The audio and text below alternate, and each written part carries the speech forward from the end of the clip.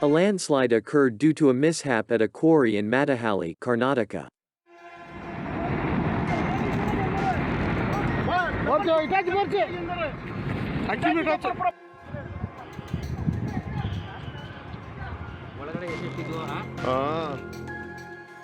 A landslide strikes hamlet in northern India's Uttarakhand.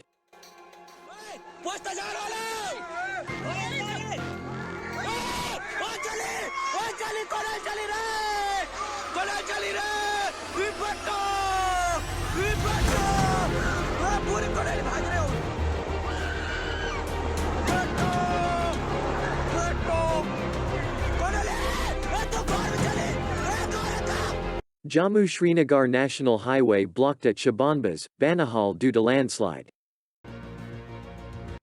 A large-scale landslide was recorded in the Zaruma countryside on the Mulunkai, Wertis Road. According to reports, at least 5 laborers were trapped beneath the debris.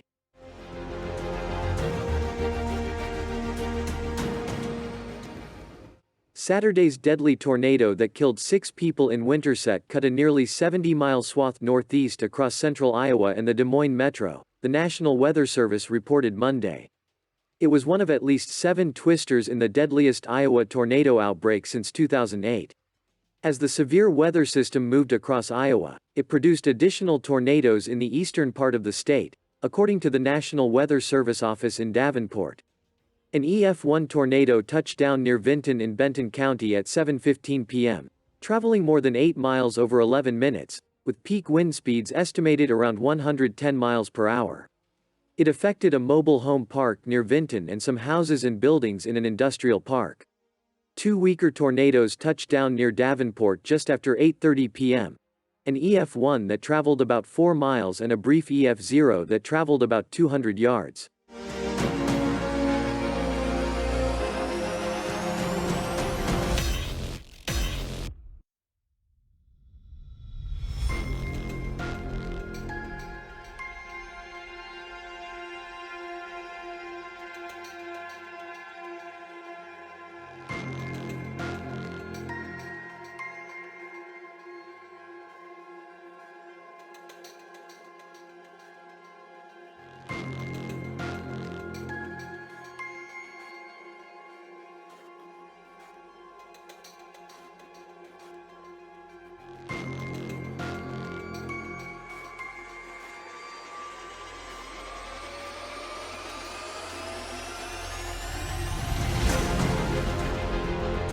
Quick meteorology fact.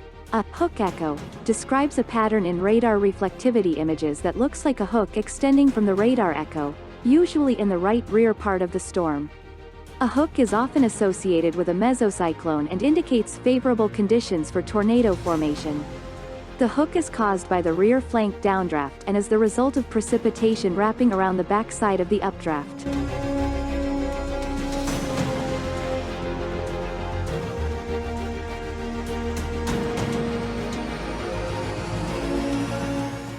Amid dry weather and strong winds, thousands of firefighters raced to put out fires that burned through forests in coastal South Korea.